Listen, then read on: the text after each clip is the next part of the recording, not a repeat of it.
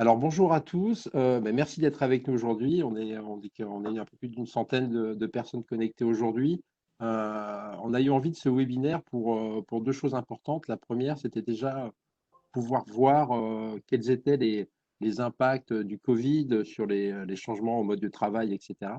Et deuxièmement, de voir quelles étaient les illustrations que pouvait nous apporter un promoteur de grande ampleur comme Bouygues Immobilier et qu'est-ce qu'ils allaient pouvoir changer dans leurs nouveaux immeubles. Alors, ce que je vous propose, c'est de vous présenter assez rapidement Flore Prader, déjà, qui est directrice de la recherche et de la prospective entreprise chez JLL, qui nous fournit toutes les études nécessaires et indispensables pour l'exercice de notre activité au quotidien.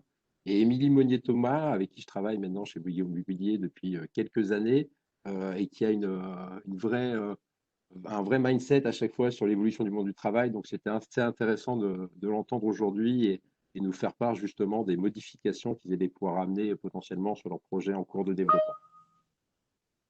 Bonjour à Merci. tous. Bonjour à tous, merci. Flore, je te laisse commencer et nous faire part justement des nouveaux usages, des nouvelles attentes des utilisateurs grâce aux différentes enquêtes que tu mets en place depuis quelques temps maintenant sur le Covid-19. Merci beaucoup, Michael. Donc, bonjour à tous. Je suis ravie de vous partager ces enseignements sur lesquels je travaille au sein de l'équipe recherche depuis maintenant quelques mois, depuis que le Covid nous est tombé dessus et qu'on a dû tous se mobiliser du jour au lendemain. Donc effectivement, on a déployé chez JLL une force de travail dédiée suite au Covid, avec notamment vraiment un zoom sur les impacts à court terme et à long terme de ce Covid pour comprendre un peu comment il allait impacter nos bureaux à l'avenir. Donc on vous a modélisé en fait l'impact du coronavirus afin de vous montrer un peu les différentes phases en fait par lesquelles transitent aujourd'hui les entreprises face à ce virus. La première des phases, vous l'aurez compris, ça a été celle du choc, ça a été l'état de sidération. Vraiment, les entreprises, aucune d'entre elles ne pouvait s'attendre à un choc d'une telle ampleur et tout le monde a été assez désarçonné dans un premier temps. La seconde phase a été celle de la réaction que l'on appelle chez nous Respond, chez JLL. Donc les entreprises se sont mises euh, vraiment mobilisées pour déployer au plus vite des stratégies pour poursuivre leur activité, même si pour la plupart, elles ont dû fermer en masse leur site et opérer à distance. Donc ça a été vraiment une vague de télétravail de masse non planifiée qui a dû être organisée. La troisième phase est celle dans laquelle nous nous situons aujourd'hui. Nous l'appelons la phase de re-entry et elle représente en fait la phase où on se réapproprie le bureau, on retourne au bureau. C'est une phase qui est transitoire, qui se veut par palier, avec différentes approches et différents curseurs selon les entreprises, avec peut-être certains d'entre vous qui ont déjà fait le choix d'avoir des collaborateurs qui reviennent au bureau dans des volumes plus ou moins importants, souvent avec une logique de rotation, de rotation d'équipe, afin de, bien évidemment, répondre aux enjeux de distanciation sociale qu'on a pu connaître au cours des dernières semaines. Alors, ce qui est intéressant, c'est que cette troisième phase, je vous le disais, ça n'est qu'une phase intérimaire et qui a vocation à préparer la quatrième phase, qui est la phase du reimagine, parce que tout l'enjeu de cette dernière phase, c'est vraiment de réimaginer la nouvelle norme, the new normal, vers laquelle on va se diriger à terme à l'issue de cet épisode Covid. Donc toute l'idée aujourd'hui, c'est de parvenir à définir ce nouveau paradigme et d'accompagner les entreprises et de les aider à se préparer au mieux, à renouer avec la performance, car vous l'aurez sans doute constaté, elle a été quand même très éprouvée pendant l'épisode de confinement. Donc tout l'enjeu, c'est d'arriver à renouer avec la performance et à nouveau s'épanouir dans un monde post-Covid, avec une grande question derrière qui est celle de bien sûr, de savoir si on va revenir à l'ancien monde ou si l'on va vraiment réussir à amorcer un nouveau monde et à apprendre de l'épisode euh, sans précédent que l'on vient de connaître. Là, par rapport à ce sujet-là, entre cette phase 3 et 4, un point intéressant, c'est qu'on a la conviction, nous, que certaines entreprises sont aujourd'hui visionnaires et sont mieux armées que d'autres pour négocier ce passage de la phase 3 à la phase 4.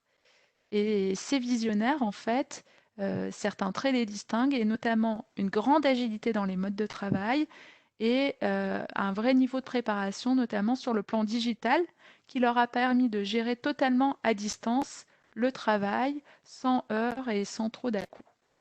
Donc voilà un peu pour le premier panorama.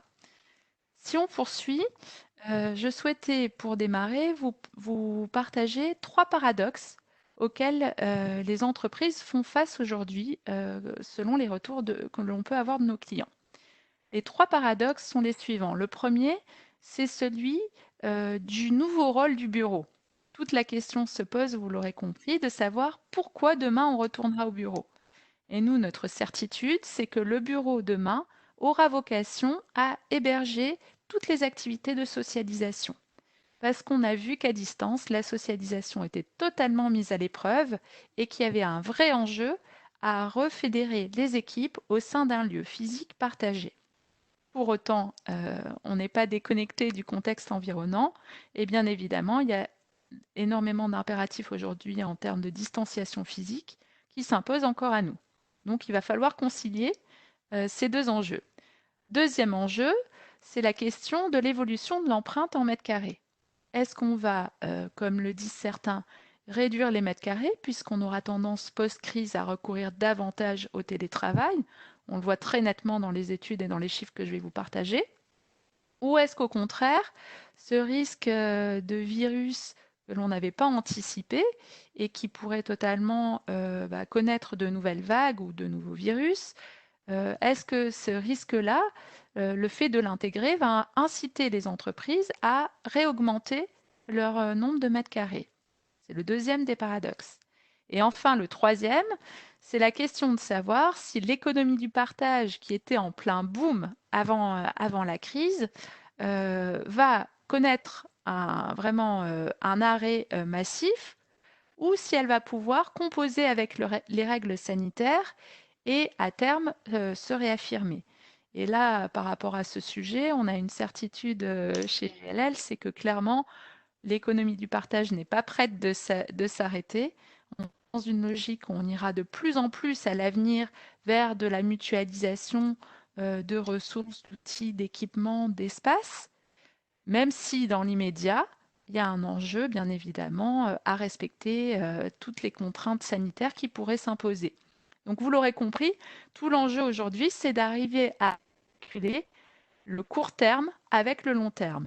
Bien évidemment, apporter les garanties nécessaires aux salariés à court terme, mais pour autant, commencer à préparer l'après et ce qui va se profiler en termes de nouvelles normes.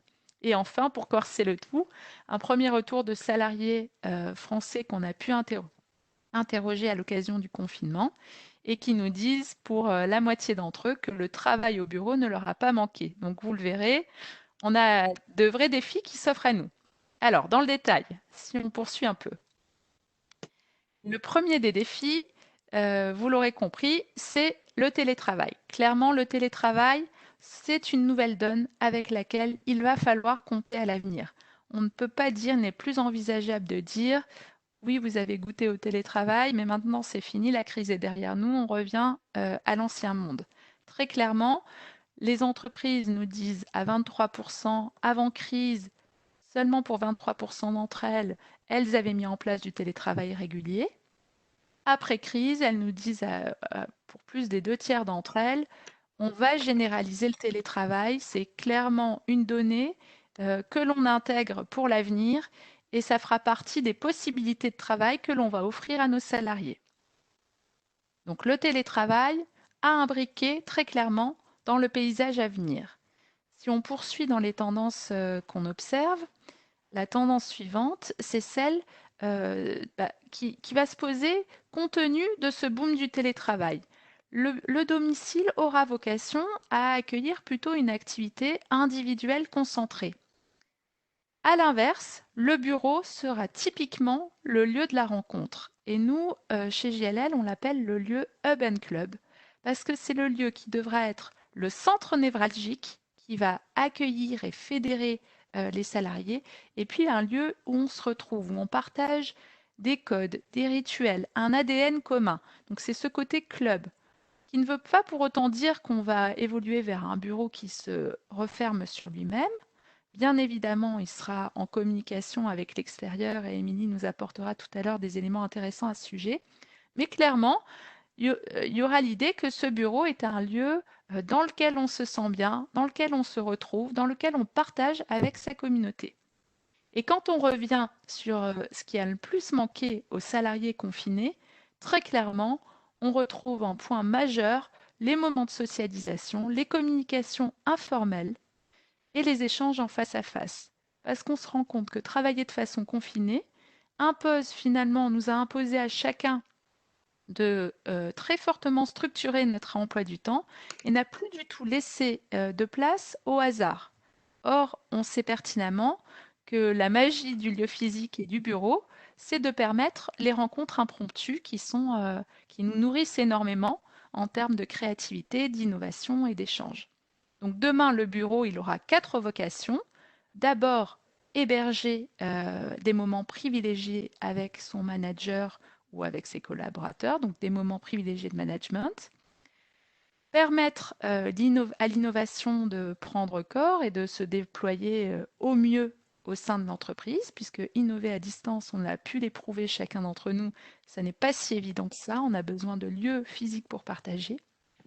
Encore une fois, le lieu typiquement de l'appartenance, le lieu où on va partager des codes, des rituels, des moments ensemble. Et puis enfin, un lieu de réception, un lieu majeur pour recevoir comme il se doit ses clients, ses partenaires. Vraiment le lieu par excellence qui va permettre de rassembler tout l'écosystème de l'entreprise. Quand on poursuit dans les tendances, on se rend compte qu'il y a un autre sujet qui se pose en termes d'aménagement d'espace, c'est celui de savoir vers quel type de poste de travail on va évoluer. Et pour nous, encore une fois, on a une conviction forte qui est de se dire le flex office va être indéniablement un modèle d'avenir.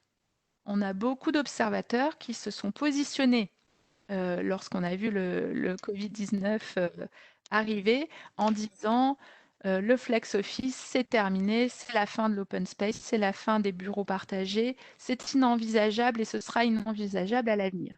Nous, c'est absolument pas notre point de vue parce qu'on se dit qu'au contraire, le flex office va être une opportunité. Alors, quand je parle de flex office, je tiens déjà à repréciser ce qu'on entend. Flex office, c'est l'idée de mutualiser les postes de travail au profit d'une plus grande typologie d'espaces de travail, des espaces plus variés, qui vont permettre de répondre à la palette d'usages que je viens de vous balayer, recevoir des clients, se retrouver, partager, manager.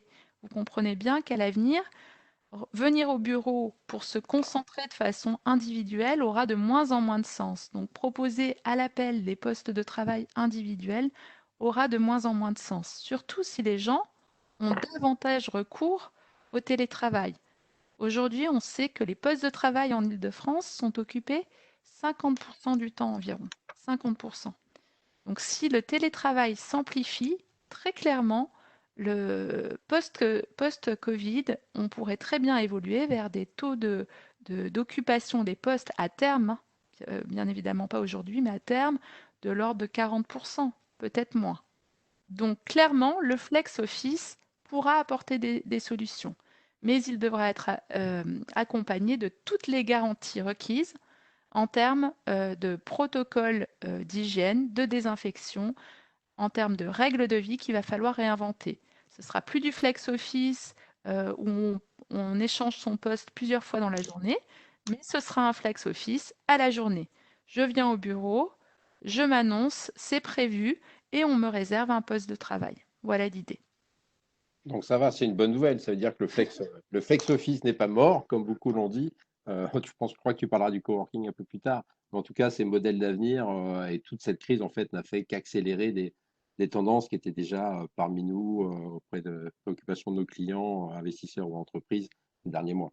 C'est exactement Donc, on ça. n'a pas travaillé pour rien, c'est bien, Ça c'est une aurait bonne été nouvelle. un formidable accélérateur. Et alors, il va justement accélérer une autre tendance qui est celle de ce qu'on a appelé le healthy workplace. Alors là aussi, avant crise, on avait déjà une emphase de plus en plus importante sur les enjeux de bien-être des collaborateurs. On allait même se risquer à parler de Chief Happiness Officer. On parlait dans certaines entreprises de bonheur des collaborateurs. Donc ça va rester, mais ça va se teinter d'une nuance encore plus focus sur la santé. Les entreprises vont se concentrer sur la santé à la fois physique, qui existait avant crise, mais également mentale.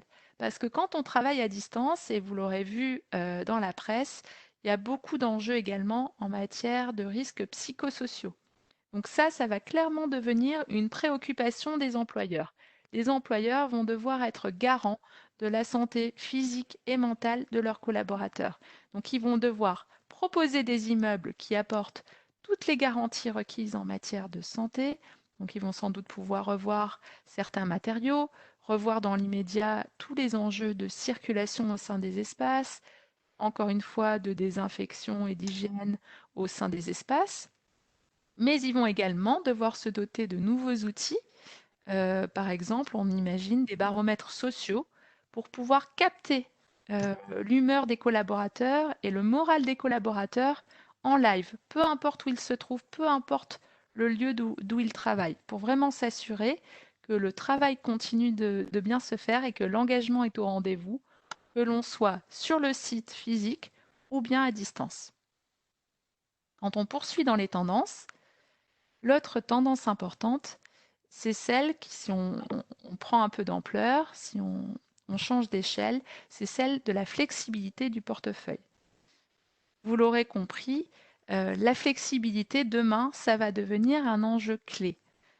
Quand on a lancé notre premier sondage mi-avril auprès des entreprises, on était en pleine crise, en pleine vague, et déjà 23% des entreprises sondées nous disaient que ce serait une top priorité pour elles après la crise. Une top priorité d'avoir plus de flexibilité au sein de leur portefeuille. Les investisseurs également en étaient mais totalement convaincus. 75% d'entre eux nous disaient on va devoir revisiter nos modes de contractualisation. On est prêt à écouter, à accompagner nos clients. Donc demain, la liquidité deviendra le maître mot. Et la liquidité, pourquoi? Parce que le travail devient de plus en plus liquide et de même, les espaces vont devenir de plus en plus liquides. Pour autant, on n'est pas non plus dans un bouleversement total des paradigmes. Ce qu'on imagine bien, nous, à terme, c'est de se dire les bolons resteront pour héberger des activités cœur de l'entreprise. En revanche, de plus en plus, les entreprises vont se tourner vers des compléments beaucoup plus flexibles, avec des baux plus courts, pourquoi pas du coworking, pour venir héberger des activités plus limitées dans le temps, des équipes plus particulières, des équipes projets, pourquoi pas des prestataires qu'elles hébergent au sein de leur bureau. Donc typiquement, les baux courts et les formes d'engagement plus flexibles pourront correspondre à ce type d'activité. Et le coworking, je souhaitais en dire un mot également. Le coworking, très clairement, on imagine que à terme, il va redevenir une solution totalement pertinente pour les entreprises. Bien évidemment, aujourd'hui, on est au cœur de la vague, les gens ont besoin d'être rassurés, de même qu'ils ont encore des réticences à revenir au bureau, ils ont des réticences à revenir dans un espace de coworking. Voilà, aujourd'hui, il y a des besoins de réassurance, de garantie d'hygiène, de désinfection à apporter aux gens pour qu'ils se sentent sécurisés et qu'ils reprennent confiance. Mais on se dit qu'à terme, les coworking qui sauront se rénover, qui sauront dédensifier et qui sauront avoir les garanties requises pourront tout à fait être des solutions pertinentes pour les entreprises. Merci Fleur. Poursuis. Ouais, non, juste une chose, je vais revenir sur la notion de liquidité. On en a longuement parlé pendant la préparation de ce webinaire et ça me semblait important que tu puisses voilà, en parler un peu avec tout le monde. Je me souviens, il y a 2 ans, tu avais fait une étude justement sur la liquid workforce, le travail augmenté de mémoire. Et tout ce que tu viens de dire là, on a vraiment l'impression qu'on va clairement dans cette optique-là d'avoir une liquid workforce, justement, des emplois non salariés qui viennent se mixer avec des salariés sur site. Et encore une fois, ça a tout accéléré et on a pris 2 ans, je pense, d'avance sur ce type de process. C'est exactement ça. Il y a 2-3 ans, effectivement, je publiais une étude sur le travail liquide où on analysait exactement la montée en puissance de toute cette force de travail, alors qu'on connaît plus aux États-Unis, par exemple, hein, avec toute une part de la force de travail de l'entreprise qui correspond à des prestataires, à des partenaires, pourquoi pas à des startups qui viennent travailler avec l'entreprise. Et donc ça, c'est clairement une tendance qui était en train de prendre de l'ampleur et qui va sans doute s'accélérer encore une fois post-crise. Et donc, encore une fois, le bureau liquide deviendra typiquement le lieu qui pourra héberger cette force de travail liquide. Exactement. Parfait. Donc, si on poursuit notre passage en revue des tendances, il nous reste 2 dernières tendances, celle sur les arbitrages urbains. Parce que vous l'aurez compris, ce bureau Hub and Club va poser la question de la localisation et de comment on articule les différentes implantations de l'entreprise. Donc pour nous, clairement, l'entreprise va évoluer vers un modèle de plus en plus distribué. Pourquoi? Parce que 71% d'entre elles nous disent déjà, à l'avenir, mon enjeu clé va être de parvenir à articuler au mieux le télétravail et le travail sur site. Donc déjà, on sait que le télétravail va rester, qu'il devra être articulé avec le travail sur des lieux physiques. Mais autre info très intéressante que l'on a appris avec le travail confiné, c'est que les Français et les travailleurs à travers le monde ont manqué d'un environnement de travail professionnel. Ils en ont manqué. Tout le monde n'avait pas les conditions requises à la maison pour travailler. Donc, va se poser la question à terme pour les entreprises de proposer des alternatives au domicile. On a le travail sur site, on a le travail au domicile et on pourrait avoir le travail dans des lieux annexes, ces fameux tiers-lieux qui ne sont ni le domicile ni le site principal de l'entreprise. Pourquoi? Parce que la crise va accélérer le retour au local, aux mobilités douces. Parce que la crise va inciter les gens à se poser la question de leur lieu d'habitation. Et on voit déjà, moi j'ai le plaisir d'habiter en région parisienne, un peu à la campagne, et on voit déjà un afflux de Parisiens commencer à se poser la question de lieux alternatifs, d'un lieu de vie alternatif. Des gens qui, pourquoi pas, pourraient se dire, on va travailler en région. Donc, très clairement, on imagine que l'empreinte de l'entreprise va évoluer vers quelque chose de plus en plus distribué. Et il faudra à l'avenir imaginer des satellites de l'entreprise, des hubs régionaux, les fameux coworking 2.0 dont je parlais tout à l'heure, et pourquoi pas des immeubles qui vont se repenser de façon beaucoup plus mixte. Et encore une fois, Émilie va pouvoir nous l'illustrer. Donc voilà un peu ces grands enjeux qui s'offrent à nous. Et le dernier des sujets, et je passe ensuite la parole à Émilie, c'est celui, vous l'aurez compris, de la technologie. Donc en fait, la technologie, pourquoi? Parce que tout cela n'aurait pas pu être sans les outils technologiques. Très clairement, on avait la maturité qu'il fallait, les équipements qu'il fallait pour déployer très vite, très facilement ce télétravail à distance. Et à l'avenir, ça sera vraiment un des grands zooms des entreprises. Elles vont vraiment s'assurer que le travail distance se déroule dans des conditions parfaites. Et donc, elles voudront à l'avenir proposer un télétravail sans couture, proposer une expérience de travail totalement augmentée par la technologie, vraiment facilitée. Collaborer à distance, ça ne doit plus être un sujet. Faire des webinaires à distance, ça ne doit plus être un sujet. La visio va énormément booster quand on regarde les applications qui ont été téléchargées à l'issue du confinement, enfin au démarrage du confinement. Toutes les applis de visio ont explosé. Donc très clairement, la tech sera au cœur des attentions. La tech pourra aussi permettre d'apporter certaines garanties en termes de santé, de sécurité, en contrôlant les accès, en observant à quel point les espaces sont fréquentés, en essayant d'améliorer justement les circulations, en fluidifiant les flux, les usages. Et puis, elle permettra de mesurer et de monitorer les usages, parce que la question qui se pose demain, on n'a pas de boule de cristal, mais c'est vraiment de se dire comment vont se réorienter tous ces usages, comment seront utilisés les lieux, et il faudra pouvoir mesurer les nouveaux usages pour adapter en temps réel et faire évoluer les espaces. Donc voilà en gros pour ce premier passage en revue des tendances fortes. Merci beaucoup, Flore, c'est super intéressant, comme d'habitude. Je ne suis pas le seul à te Merci. dire ça.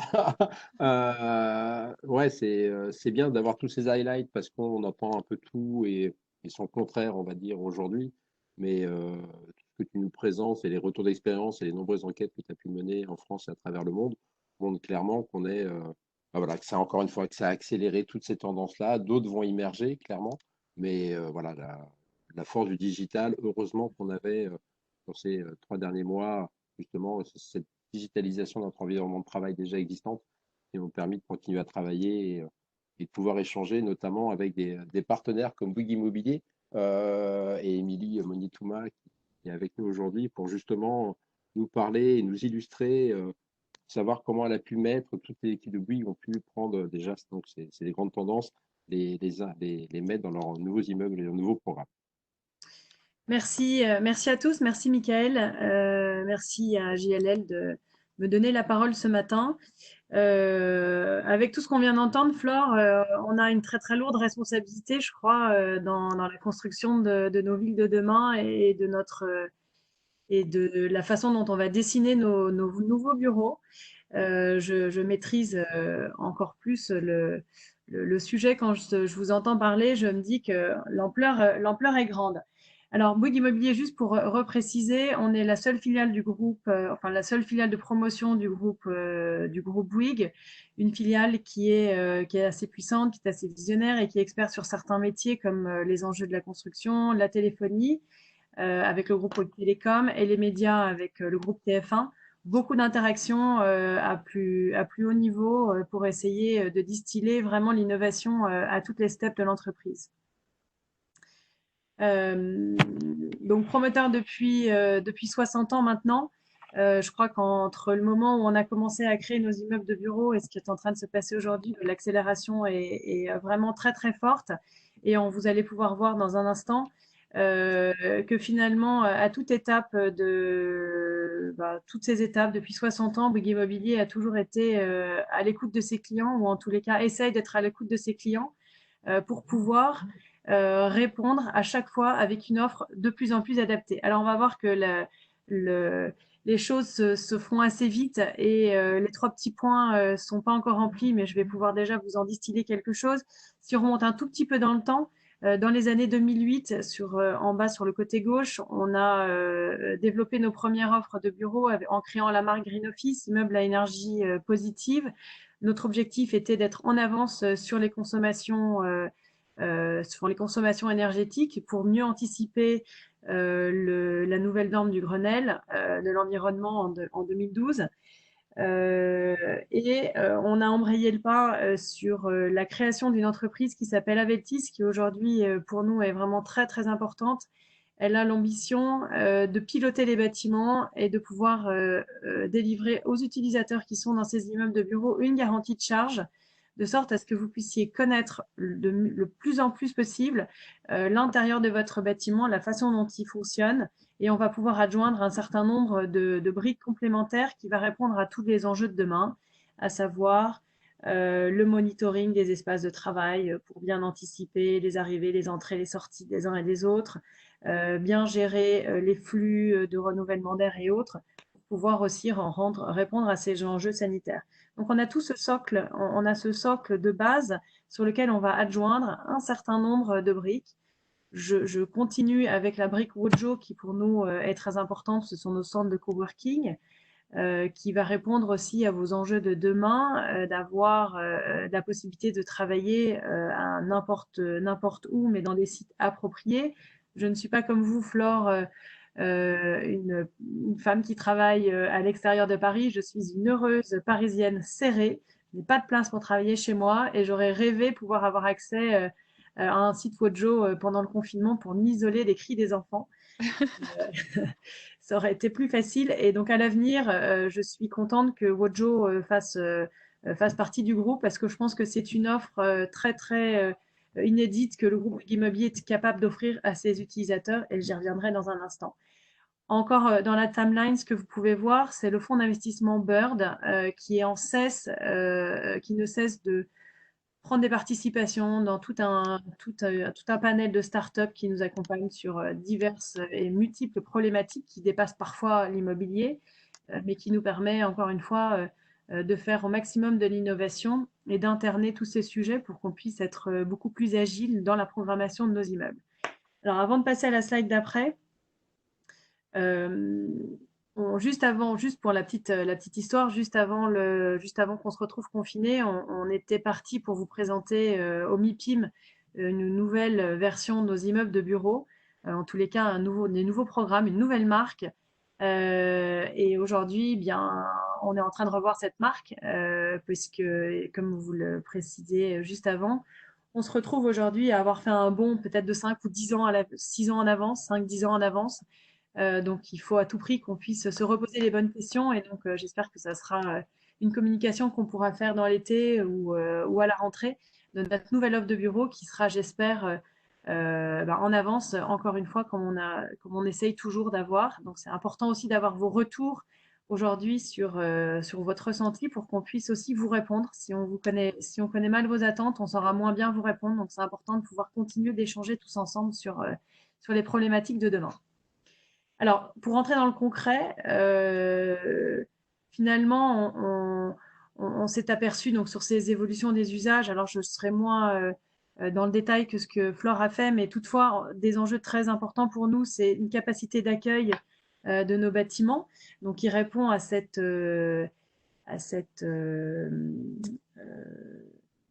problématique que vous posiez, ce paradigme que vous posiez de savoir demain, est-ce qu'on va encore devoir accueillir un certain nombre de collaborateurs ou est-ce que finalement on va devoir réduire ces capacités d'accueil. Vous parliez de liquidité, moi je vais parler plutôt de flexibilité sur les plateaux de bureau. Et enfin, une question qui me semble être vraiment évidemment prégnante, je vais en parler très peu parce que pour nous c'est une évidence, de la même façon que nos bâtiments doivent consommer le moins possible et en tout cas à la plus juste valeur de ce que l'utilisateur va en avoir besoin. Le sujet du bas carbone est évidemment un axe prioritaire chez Bouygues Immobilier. Réduire notre empreinte carbone. On voit aujourd'hui que les Français, les utilisateurs sont très dans l'attente d'avoir une chaîne courte de production, beaucoup plus de sens, beaucoup plus de produits du territoire français. Donc le bas carbone et tout dans certains de nos programmations, évidemment, on va s'y intéresser. Parfait.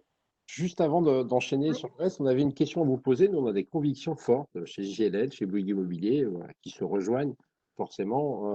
Mais on avait une question à vous poser, vous, qui assistez à ce webinaire, c'est de savoir si demain, le bureau aura toujours vocation à accueillir du public.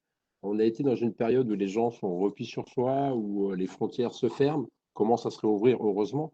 Mais il y a toute cette nécessité, voilà, d'être confiné, de rester chez soi. Est-ce que demain, à votre avis, le bureau de demain aura toujours vocation à accueillir du public?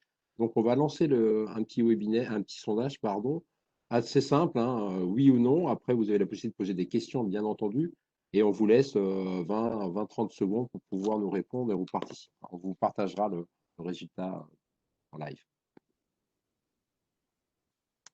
Donc normalement, vous le voyez s'afficher sur la droite de votre écran. C'est tout le paradoxe. Aujourd'hui, on doit faire en sorte d'être finalement, de ce qu'on peut entendre et de ce qu'on peut lire, on doit limiter les accueils dans les espaces de bureau, mais est-ce que vraiment demain, on va encore avoir cette vocation à accueillir du public? Est-ce que ça va être encore plus? Est-ce que ça va être au service de l'open data? Comment demain vont vivre nos immeubles de bureau? Comment vont vivre demain nos futurs sièges sociaux? C'est une question assez ouverte qu'on traite en une question-réponse assez tranchée. Et tout ça, ça Très simplifié. nécessitera, je pense, un peu plus de débat sur ce sujet. Voilà, en tous les cas, si sa notion d'accueillir plus de public, comment ça doit se traiter. Voilà, je trouve que les résultats sont assez intéressants. 60% oui, 40% non. Ne se sont pas prononcés. Pas Donc, trop ça c'est va. vrai, pardon. Bon, Euh, qui n'ont pas voulu voter, mais On c'est les a bien influencés. voilà, le non-vote est une tendance actuelle depuis donc, quelques quand années. ça Ça se reste, traduit là. Il y a moins d'abstention, ça va. On est bien. Donc très bien. Ce que je vous propose maintenant, et Émilie, c'est voilà, on a vu tout ça, c'est de voir justement comment vous travaillez dans vos nouveaux immeubles de bureaux pour répondre à ces nouveaux usages et aux futurs usages dont on a pu parler ce matin. alors, au travers quelques programmes, je vais vous distiller quelques enjeux qu'on a vus. Alors ici, c'est le programme d'Enjoy. C'est un bâtiment Green Office qui fait 17 000 m², euh, qui a été dessiné par Baumschlager, un grand architecte. Aujourd'hui, les bureaux sont occupés par AXA, services informatiques d'AXA. Et vous pouvez apercevoir, donc c'est au sein de la ZAC des Batignolles, un quartier complètement neuf. Et c'est le premier immeuble Green Office à énergie positive, donc, qui a été labellisé bas carbone. Et vous pouvez apercevoir ici, c'est sur cette slide, euh, la structure en bois du bâtiment. C'est un très très beau bâtiment que vous apercevez quand vous prenez le train depuis Saint-Lazare vers le bord de la mer. Voilà. Dans cet immeuble en particulier, ce qui était intéressant aussi de noter, on ne le voit pas forcément, c'est toute une offre de services et notamment un socle de services qui s'ouvre à l'extérieur avec aujourd'hui une très imminente prise à bail d'anti-café qui s'adjoint qui va accompagner l'utilisateur à l'intérieur de son immeuble pour pouvoir externaliser une partie de ces espaces meetings, conférences et événementiels. Voilà, donc c'est assez intéressant de voir que dans un même immeuble de bureau, finalement, on peut externaliser une partie de ce service. Alors, ensuite, je voulais vous parler de l'immeuble Swayze, qui est un bâtiment qui fait 40 000 m², qui est à Issy-les-Moulineaux, en cœur de la ville d'Issy-les-Moulineaux, sur le front de Seine d'Issy-les-Moulineaux. C'est un projet qu'on a développé avec Primonial et ensuite vendu à Sogecap cet hiver. Ça va abriter le siège de Canal+. Alors, cette programmation a le mérite d'être très très particulière puisque c'est un bâtiment dont 5000 m² de commerce vont venir s'externaliser et vont venir apporter un service à l'utilisateur qui sera dans l'immeuble de bureau. Alors, conçu totalement différemment des immeubles de bureaux que vous avez l'habitude de voir, ce socle de service est traité avec un living square qui fait un peu plus de 1500 m² qui peut s'externaliser totalement à l'extérieur. C'est-à-dire qu'on a conçu tout le bas de l'immeuble en ERP pour pouvoir accueillir un grand nombre de publics et pour pouvoir assurer à l'utilisateur un coût de l'immobilier qui soit beaucoup plus maîtrisé que ce qu'il pourrait avoir dans d'autres de ces bâtiments. On a également fait le pari, et c'est pari gagné, d'externaliser la restauration collective dans cet immeuble. On a conçu une restauration pour accueillir 50% de la restauration privative et les 50 autres pourcents vont être déployés via une halle gourmande qui va se dénommer Big Terroir. Voilà, l'encre est à peine sèche sur un premier accord. Ça va être un premier food market totalement issu du territoire français et qui sera exploité par l'enseigne Mamie Cocotte, que peut-être que vous connaissez déjà. Mais Mamie Cocotte vraiment dans un schéma totalement revisité et spécial pour la halle gourmande de Swayze, et j'aurai le plaisir de vous y convier quand ça sera livré fin 2021. Ce qui était important pour Bouygues Immobilier, pour le promoteur ici, c'est d'avoir bien anticipé toutes les attentes des utilisateurs, notamment sur ces enjeux forts de coût de l'immobilier et de la flexibilité d'usage pour pouvoir produire ce premier bâtiment.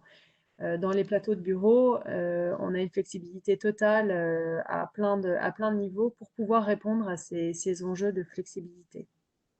Pour moi, Émilie, je pense que tout le monde est d'accord, bon, on a eu la chance de vous accompagner dans la commercialisation de Ouais. cet actif, mais c'est un immeuble qui concentre en fait tous les nouveaux usages qu'on souhaite retrouver, que nos clients souhaitent retrouver dans un immeuble de bureau.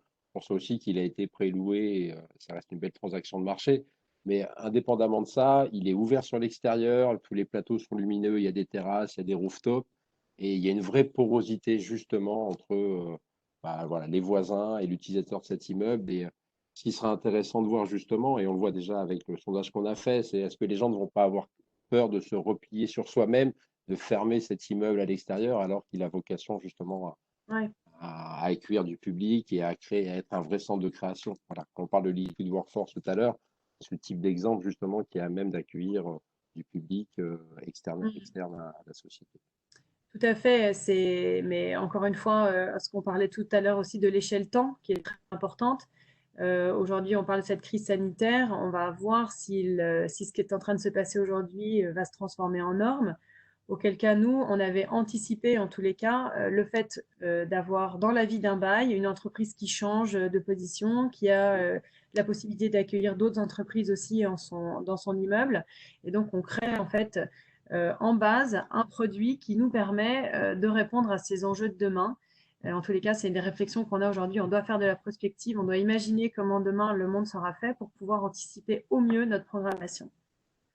Et dans ce cadre-là, sur la slide d'après, on voit bien effectivement le fitness aussi qui s'externalise. Alors, autre programme, on a pris par ordre chronologique volontairement. Enjoy qui est livré, Suez qui est en cours de réalisation et EDA qui est un bâtiment qui est en cours de conception. Et on est ravis que ça ait pris un tout petit peu plus de temps lié au Covid parce que finalement, il y a beaucoup de choses qui vont probablement évoluer. Alors, EDA, c'est un bâtiment qui va faire la couture urbaine entre le sud du 15e et le nord d'Issy-les-Moulineaux. Je ne sais pas si vous voyez bien, quand vous arrivez vers Issy-les-Moulineaux, près de la station service Total, en fait, il y a une bande de terrain qui est en friche aujourd'hui. Et donc là, on redessine un immeuble de bureau qui va se venir vraiment faire la liaison entre dans cet espace aujourd'hui qui est un peu une friche, un peu une friche industrielle, hein. Il y a des abandons de la DDE là, sur ce côté-là. Et donc, on va recréer la vie, on va recréer le lien à cet endroit-là dans une programmation avec une belle signature architecturale, puisqu'on a choisi un architecte de grande renommée qui s'appelle Kengo Kuma, qui a gagné des prix lors de la COP 21. Donc pour marquer fortement notre ambition verte, développement durable et labelliser cet immeuble aussi bas carbone, puisque ça va être comme Enjoy une structure entièrement en bois qui supportera cette programmation. Et c'est un immeuble qui aura aussi la volonté de se tourner vers son quartier pour offrir une meilleure qualité de vie aux habitants du quartier et aux utilisateurs du secteur via des petites choses simples, mais on imagine un incubateur sur tout un étage de bureaux avec des ateliers de fabrication. On imagine un atelier de réparation à rez-de-chaussée. Il y a un commerce qui pourra aussi faire office de restauration avec la possibilité de créer une brasserie. Donc aujourd'hui, dans toutes nos programmations, on essaye de tourner nos immeubles vers l'extérieur pour apporter de la vie et apporter aussi cette flexibilité et cette souplesse aux utilisateurs dans l'immeuble de bureau. Alors, je vais m'attarder maintenant sur un autre programme qui est aussi en cours de commercialisation et pour lequel JLL nous accompagne, qui est un programme à la Défense, un immeuble qui s'appelle Nest et qui finalement nous a créé aussi ce webinaire parce qu'on s'est rendu compte quand on réfléchissait sur les pitchs que finalement on avait un petit produit qui répondait vraiment pile aux enjeux de ce qu'on a aujourd'hui, un petit concentré qui permet vraiment de cocher toutes les cases. Et Michael, je crois que tu lances le film. Exactement. Pour ceux qui ne le connaissent pas encore, voilà, on a un petit film de présentation. Alors, je vais commenter en même temps parce que la qualité est un tout petit peu dégradée par rapport au film d'origine. Donc, c'est un bâtiment Nest, c'est vraiment la défense autrement, une expérience de bien-être de bureau. on flex office ready pour un certain nombre de raisons. Donc, c'est un parti pris programmatique assez fort pour répondre à vos attentes de demain. Un immeuble code du travail qui va dérouler 12 000 m², une garantie de charge possible. Alors, à controverser ou pas, mais une très grande capacité d'accueil, moins de une personne pour 10 m². Donc ça, le débat est ouvert. 800 m² de jardin, de terrasse, de rooftop pour enfin pouvoir travailler dehors, pour pouvoir échanger, collaborer.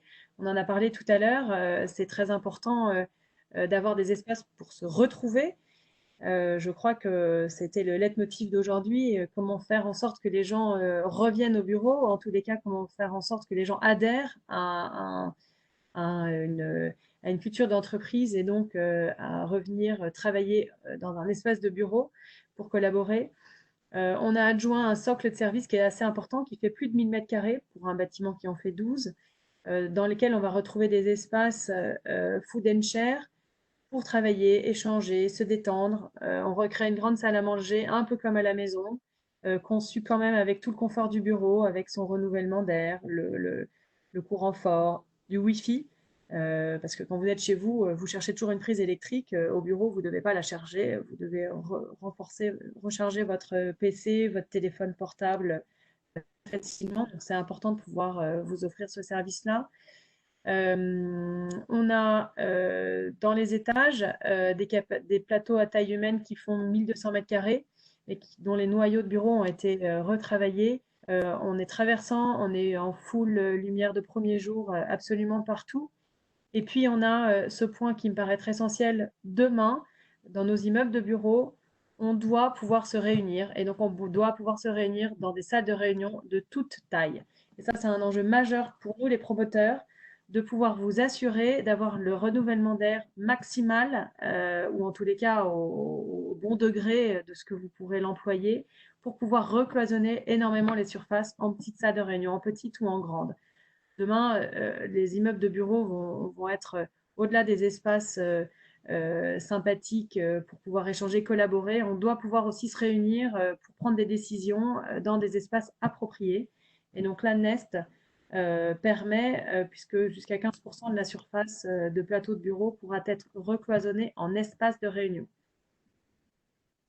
Et enfin, dans cet immeuble-là, notre programmation a bien fait les choses aussi, puisqu'on a choisi un système de chauffage qui est interfacé avec la façade, à la fois pour aller chercher de l'air neuf et pour le ressouffler, et qui nous permet de ne plus avoir du tout de gaine qui passe dans les plafonds.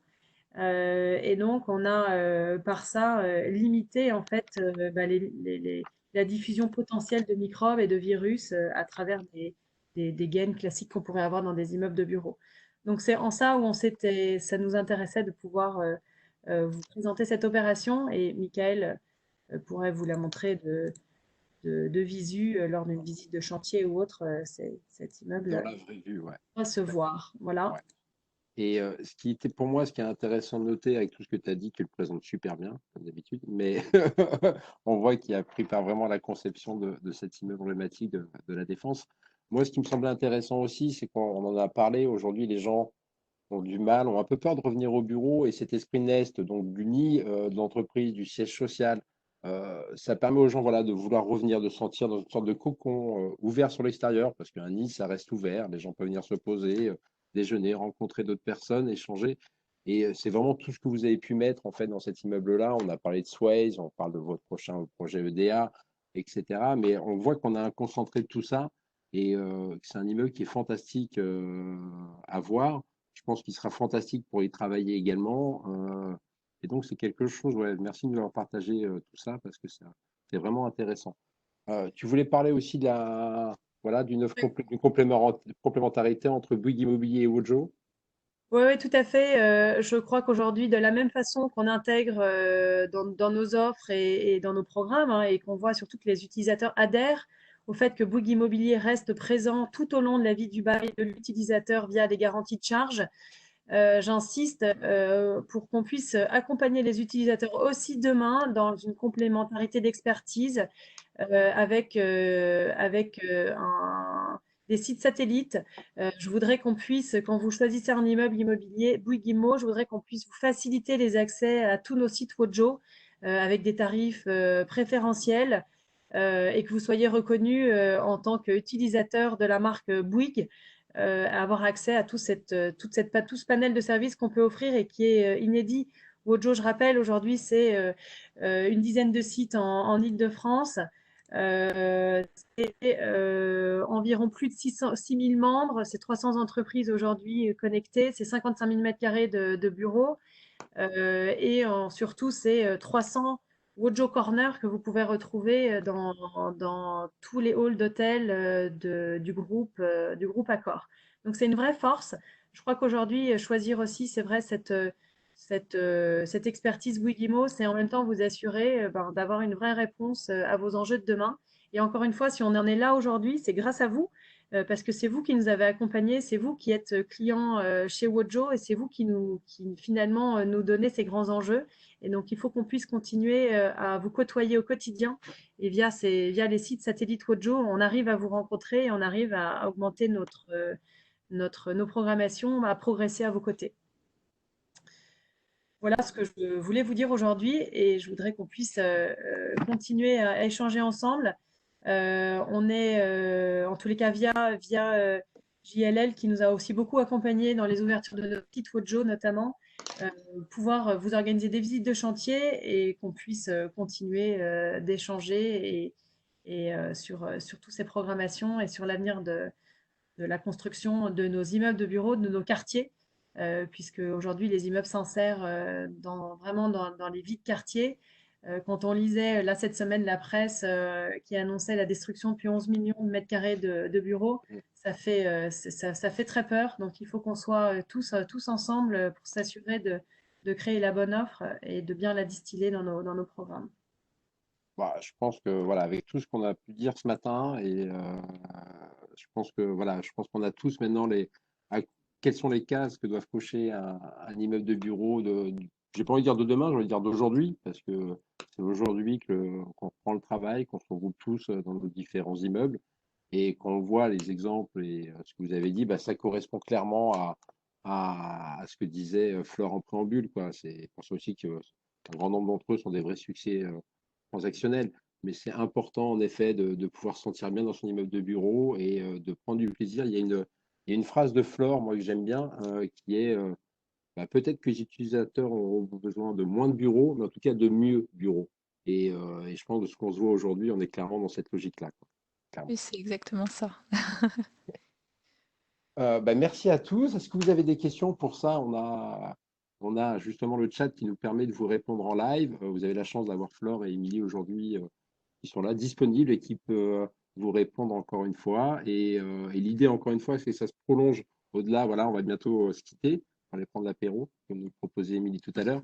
Mais voilà, ça se prolonge et je trouve que c'est intéressant à un moment, professionnels de l'immobilier, utilisateurs, investisseurs, promoteurs, qu'on prenne le temps voilà, de comprendre les besoins des uns des autres. Et ça nous nourrit tous individuellement et ça nous permet vraiment de concevoir des immeubles de bureaux qui sont vraiment essentiels dans la vie de chacun. Bon, je vous remercie tous en tout cas de votre présence aujourd'hui. Merci également à tout notre département marketing, Émilie Ferry, Aurore Salvac, les équipes IT qui nous ont aidés et bah, les équipes de Flore et de Bouygues Immobilier qui continuent à nous faire confiance et qui est un vrai partenaire dans cette période-là. Merci à vous et puis à très bientôt et on continue à Et échanger sur tous ces sujets-là. je me permets, on a Ah, une question pardon. sur le chat. J'ai Euh, pas vu. qui est une question mais, qui nous pose, la question nous est posée de savoir comment est-ce que demain, finalement, dans le parc tertiaire, on va pouvoir peut-être répondre au manque de logement. Que pensez-vous de l'utilisation de la dalle active en tertiaire? Oui, oui, je pense que, alors pour répondre à votre question, Cédric, je pense qu'effectivement, on a, nous, en tant que promoteurs, généraliste dans le sens où on a aussi évidemment une grosse offre de logement, mais pas que l'offre de logement, résidence étudiante, résidence service, résidence de personnes gérées. C'est vrai qu'aujourd'hui, on est vraiment parti du prisme du bâtiment à l'échelle de vraiment d'un immeuble et que demain, il va falloir qu'on s'inscrive beaucoup plus dans l'échelle du quartier. Et c'est bien pour ça qu'aujourd'hui, nos programmations sont tournés vers le quartier. Et aujourd'hui et demain, si on rachète des bâtiments pour les restructurer, je pense qu'effectivement la mixité et la liquidité des immeubles passera forcément par une transformation de ces bâtiments en logements, mais pas que. Donc on l'aura compris, pour demain, il y a de vrais enjeux de réversibilité, agilité, ouverture à la ville. Et j'ai beaucoup aimé l'image du nid parce que c'est totalement ça. C'est à la fois un lieu refuge, le bureau de demain, mais ça sera aussi un lieu dans lequel il faudra pouvoir communiquer avec l'extérieur et avec l'écosystème. Exactement. Si. Je pense que c'est le magnifique mot de la fin et c'est une très belle conclusion, Flore. Et je te remercie. Et puis voilà, on avait dit 1 heure et il est 59. Donc c'est parfait. On sait faire des beaux immeubles de bureau et on sait tenir le timing. Donc c'est une bonne. OK. Bon, merci à tous en tout cas. Et vous étiez très nombreux à nous suivre ce matin. Et on vous souhaite un excellent après-midi et à très bientôt. Au revoir. Merci beaucoup. Merci, à bientôt. Au revoir, merci. Au revoir.